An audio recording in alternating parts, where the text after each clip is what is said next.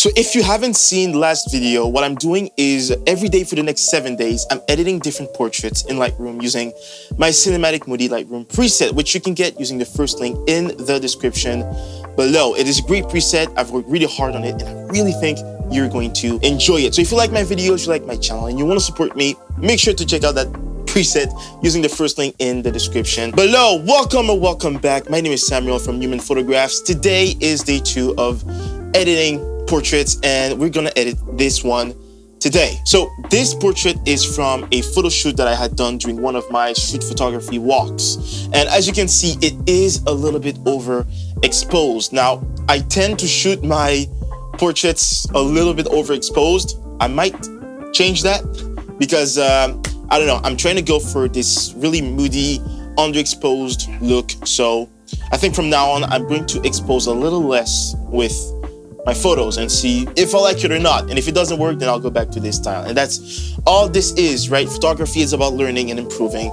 If you're always doing the same thing and you see something is wrong, try something different. If that doesn't work, go back to what you were doing or try something new. Just try something new. Don't be afraid to try out new things. Okay, so the first thing I'm gonna do before I even apply the preset is reframe the photo just a little bit. I like to have the eyes be on this line right here. So what I'm gonna do is I'm just gonna drag it down right there, and I might, crop her shoulder out like this a little bit. So this looks good to me. Perfect. Now that I've cropped the image, I'm basically gonna apply the preset with just one click. Boom. Now this is what the Moody preset is doing to the photo. So if we look at a quick before and after, we can really see, the changes that it's having on the portrait. Now, as I always say, it is always good to go back into the photo and do some tweaks to the adjustment and to the settings. Don't ever just apply a preset and call it a day, right? And this applies for whether you're using my preset or another photographer's preset. Make sure you always go in and tweak the settings so that it fits your image, because at the end of the day, we're all different photographers. We're using different cameras and we're shooting with different camera settings, right?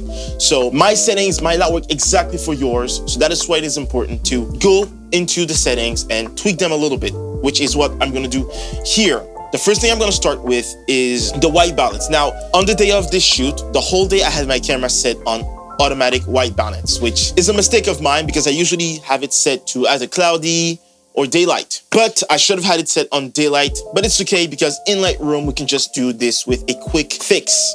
All we do is click on Add Shot and we set it here on daylight. And what this is gonna do is change the white balance so that our photo is looking natural in the colors. Now, even if it is a little bit too warm, you can always go back and change it a little bit. I think I'm gonna have it around, say 5100. Yeah, actually, you know what? Maybe 5200 is not bad. Now, my photo still looks a little bit overexposed. So what I'm gonna do is I'm gonna bring down the whites, I'm gonna bring down the highlights just a bit, and I'm also gonna raise the shadows, like so. Now, raising the shadow is bringing back the details in the hair, on the clothes.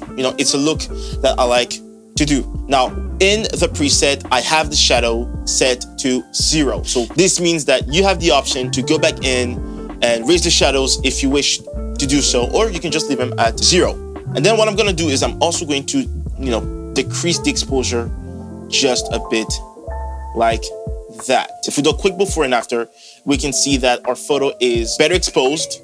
The colors have changed a little bit. It is looking a lot more moody. Okay, now you already know what's coming next is the masks. The mask is really what is going to take this photo up there, right? So basically, in case you don't know, the way I do this is desaturate and lower the exposure on the background, apply a mask to the face to smoothen the skin, brighten the face, and darken everything around the face. And also sharpen the eyes. Sharpen the eyes. That is a crucial step. Now, I always shoot, or almost always shoot, at f1.4, and with an aperture this wide open, it can get tricky to have a lot of things in focus. So sometimes one eye might be in focus and the other eye might be slightly out of focus. But in Lightroom, it's relatively easy to fix with just a little mask. I'm gonna show you that in a minute. So let's go over to the masks, and first things first, I'm going to select the background. Now with the background selected, again, I'm going to decrease the exposure, perfect, and I'm going to desaturate it just a bit, say at around -20. 20. Boom. And by desaturating and darkening the background, it's making the subject pop. And any colors in the background or bright spots in the background are automatically less distracting. So we're gonna take that even further by creating a mask over the face. Perfect. And then we're gonna raise the exposure of the face just a bit. Also the shadows. Now, I'm noticing that the photo isn't warm enough for my take. So I'm actually gonna raise the white balance back to 5500. This looks pretty good. Okay, now let's go back to the mask.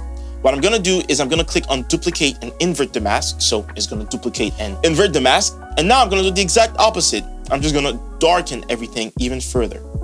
Perfect. I'm even gonna lower the blacks here a bit. I'm going to whiten the mask just a bit like this. And I'm gonna do the same for the other. Perfect. If you go before and after the masks, yes, we can see that our face is popping a lot more. Then what I'm gonna do is go on select people, and basically I'm going to create a mask on the face and on the eyes. Okay, so I'm going to select eye sclera, iris and pupil, body skin, and facial skin. Then I'm going to create mask. Perfect. Then I'm going to separate the eyes to be on their own masks so that I can edit them separately from the skin. I'm going to go to the skin, and the only thing I'm going to do here, let me zoom in here so you can see it a little better. The only thing I'm going to do is I'm going to lower the texture just to soften it a bit. Perfect. Like this. Now we're making the face soft and a lot more smooth. Perfect. Now I'm going to go to the eyes. And what I'm going to do is start by raising the whites a bit. Perfect. I'm going to raise the shadows. Then I'm going to go down to the texture, and I'm going to raise the texture almost all the way so that the eyes are tack sharp. Perfect. Go before and after, before and after. We can really see what the mask is doing. It really is bringing up the photo to the next level. Now, the steps are basically complete. All you can do is, now go to the settings and tweak them to your liking. But for me, I think everything looks good. I might just saturate the orange a little bit more, like so. And then I might, I don't know, maybe saturate the shadows, also add some saturation so that I can add some teal to the shadows. Perfect. And to me, this looks great. Now let's do a before and after to compare what we have done to the image. Boom. Wow. As you can see, it completely transformed the image. We went from something like this, right, where it was relatively overexposed, and the background is very bright and there's a lot of colors, to something a lot more moody, a lot more soulful, and you can really focus on her emotion. You can really focus on her eyes. You can really focus on her face. The background is blurry, it's darkened, is less saturated, so that the only thing that really is catching our attention is her eyes, her face, her nose. We can really see her piercings. The point of this preset is to really put forward all of those little details in everyone. So that is gonna do it for this photo. Now I have a little bonus for you.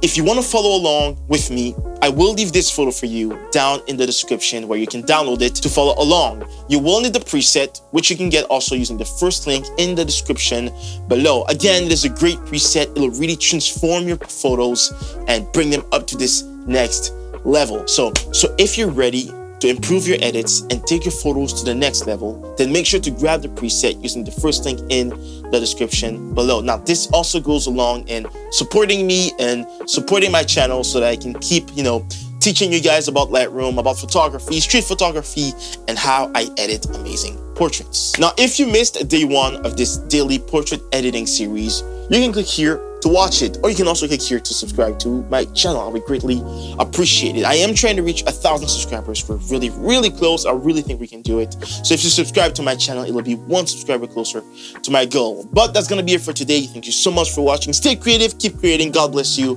and I'll see you in the next one.